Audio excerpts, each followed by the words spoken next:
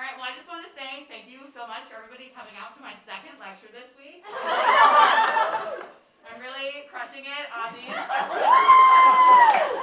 plan on giving plenty, but I'm not actually here to talk about winter. Today, I'm actually here to talk about something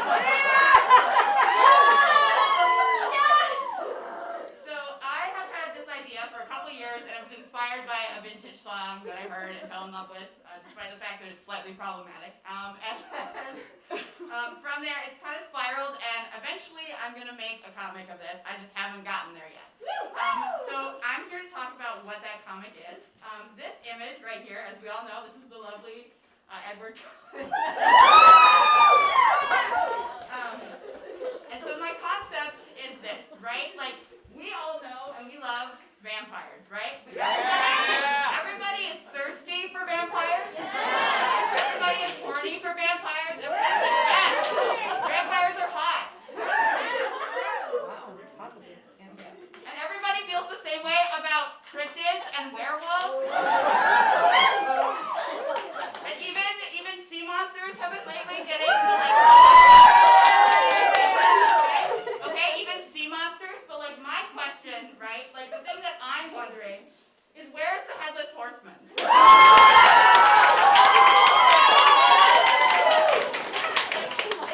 This person may not have a head, but he wants to be kissed too, okay? So this is my case for him. And like if you're like, okay, Erika, well the Headless Horseman isn't a category of person, right? Like the Headless Horseman is one guy. It's like, you're wrong. The Headless Horseman exists in cultures across the world. He actually, there's an Irish version of him that is the physical embodiment of the god of death. And he has a name that I cannot pronounce, but feel free to Google it if you want. And then there's a Scottish version who was a failed chieftain who lost his head during battle and still rides to, try to get his political power back. There's a German version who hangs out and redirects people away from mistakes in their life, and like is like a moral compass for you, and it like shows up and is like, don't do what I did. And there's even Eastern Asian ones as well. There's one from India who has a whole army of Headless Horsemen, and he's a prince and he takes them into battle, which I think is fucking terrifying. And then there, of course, there's the most famous one, The Legend of Sleepy Hollow, which is by Irving Berlin, and that one is the one that we all know, we're all familiar with. But the thing is like this horseman, this one, he is a Hessian soldier, which is a German mercenary hired by the British to fight the colonists. And his head was shot off by a cannonball, and he rides to this day to try and, figure out whatever stuff he's got left behind. But the thing is like this horseman, just like all the others, are missing those kisses, Like, these horsemen, they need them. So, so this is actually... Yeah! So my presentation is, my thesis,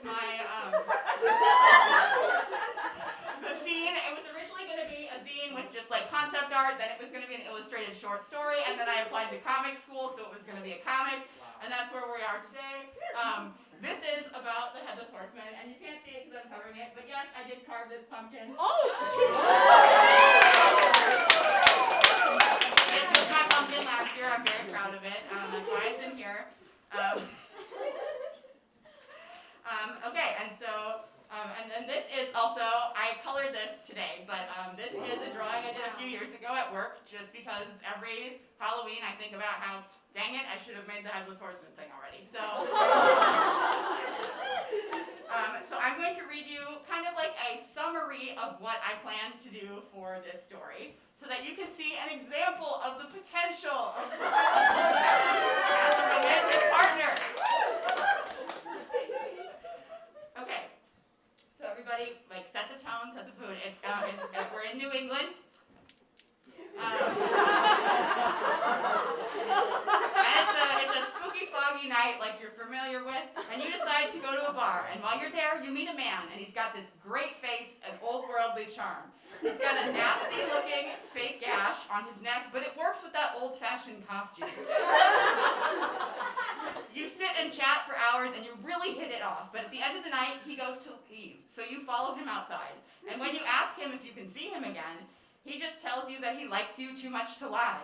He summons a horse out of thin air and tells you that he is the Headless Horseman. He found a head much earlier than expected that night. You have no choice but to believe him. Where did that horse come from? So he mounts his ghostly horse, and you ask him if you can see him again. He hesitates before saying, yes, next year.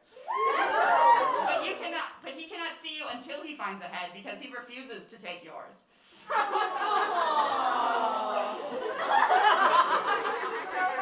You smile devishly for him to lead down so you can whisper in his ear, then I guess we'll have to find you a head quickly. You say as you give him your address. He kisses